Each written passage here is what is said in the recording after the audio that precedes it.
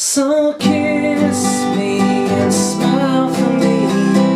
Tell me that you'll wait for me. Hold me like you'll never let me go. 'Cause I'm leaving on a jet plane. Don't know when I'll be back again. Oh babe, I hate to go.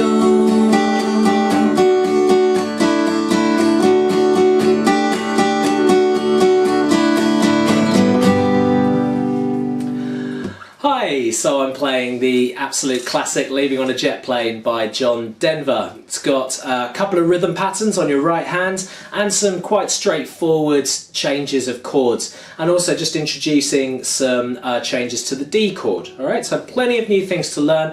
If you're a beginner, this is really straightforward. If you've been changing chords for the last sort of 2 or 3 months or so, you should be really getting to know this. Okay, cool. We're going to start with a G chord, alright? So, middle finger on the 2nd fret on the A string, ring finger on the 3rd fret on the thickest string, and pinky on the 3rd fret on the thinnest string. And for that chord you strum all 6, okay? Now the rhythm pattern, okay? Let's talk about that before we get into any chord changes. So it's down, down, up, down, up, down, up. So it's quite straightforward. Down, miss, down, up, down, up, down, up, down, down, up, down, up, down, up. 1, 2 and 3 and 4 and 1, 2 and 3 and 4 and. Okay, so use this as an excuse to relax your wrist. Not this. Okay, so just relax your wrist and flick your hands. Okay, good. So that is your first chord. Okay, now every time I say a chord, we're going to play it for once time round with the rhythm, okay? So the first one is a G and we play that once. We're then going to change to a C chord. Now G to C, if you're making G this way, which I really hope you are, you take your index finger and put it down on the 1st fret on the B string, move this middle finger down so that you're on the D string on the 2nd fret, and then move your ring finger over so you're on the 3rd fret on the A. For the C you strum the bottom 5, so you don't hit the top string. Once again, once through with the chord progression, rhythm, sorry. So we've got this G, C. Now because this rhythm pattern, there's quite a lot going on, it doesn't matter if you're strumming open strings as you chord change. So it really doesn't matter if you do this. You hear that? I was exaggerating, I played it louder, but you heard that it was open strings, okay? This hand should be the boss when you're getting to the point where you know a few chords and you're playing through. So this hand needs to keep the beat going the whole time, okay? Even if the chord is totally wrong, then keep this hand going and make adjustments with this hand while you're doing that. That will increase your being ambidextrous, okay? Which is a big important skill of being a good guitarist. So if, let's say we got the chord wrong on the C, right? Notice I kept the strings I kept the rhythm going. People will not notice if a chord's duds, but they will notice if the rhythm stops. So throughout the song, try to keep the rhythm going. Alright, so here we are. So we've got G, C. Doesn't matter if there's open strings in the chord changes. C. So then going to go G again, C. We're then going to go to what I'd like to call, so if that was part A, the part we just did, this is part B, okay? There's only really 2 parts in the whole song. We're then going to go to a D chord. Okay, so we're going to flip our fingers, index on the 2nd on the G, middle finger on the 2nd on the E, and then ring finger over here on the 3rd fret on the B.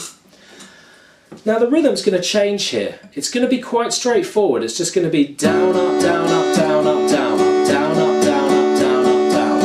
Alright, so we're no longer going down, miss, down, up, down, up, down, up. We're going 1 and 2 and 3 and 4 and 1 and 2 and 3 and 4 and. Okay, so that's basically what the rhythm is always going to be for the D and the variations of the D that I'm going to show you now, okay?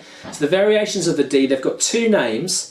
One of them is called suspended 4th. Don't worry about how complicated the name is, it's very easy to do. And the other one's called suspended 2nd, okay? So to start off with this D, we're going to go down, up, down, up.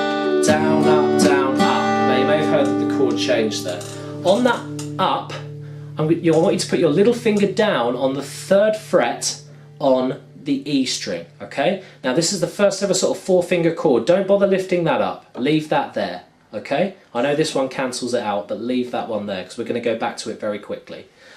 Alright, so that's called the suspended 4th, or you could think 3rd fret D, okay?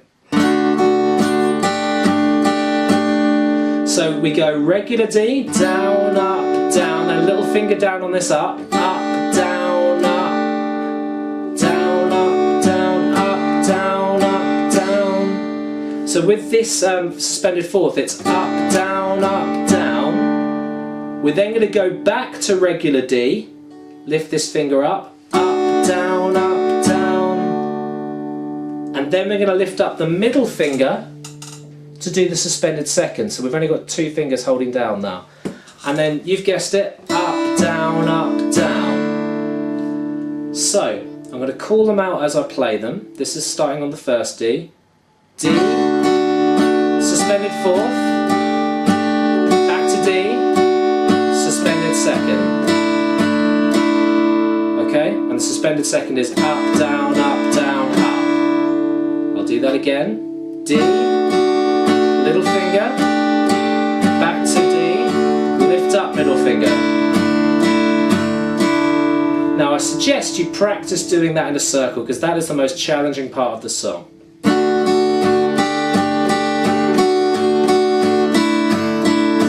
What feels weird is that we're changing these fingers on up strums, but get used to that because that happens a lot in folk and pop and rock songs, okay?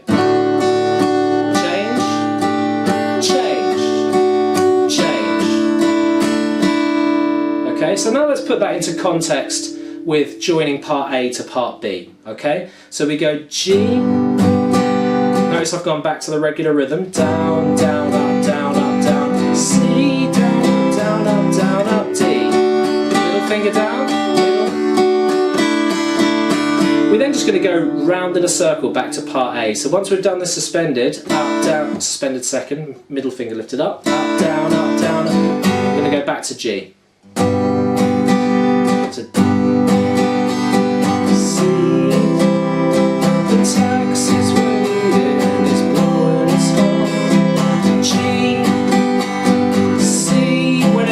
D, rhythm changes, middle finger down. So, okay. Now, the good news is that part A and part B, rotated, is the whole song, okay? There is a part at the end of the chorus where he does part B twice, okay? So let's just do that for you. So it's G, babe, I hate to go. Round in a circle, part B again.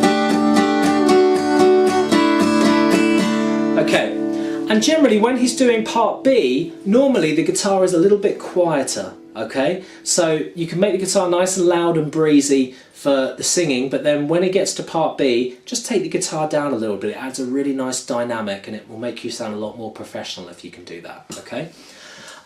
So that's part A and part B glued together. That's Leaving on a Jet Plane by John Denver. I really hope you've enjoyed this lesson. If you do have any questions about the lesson, then just leave a comment, okay? Alright, cheers, bye.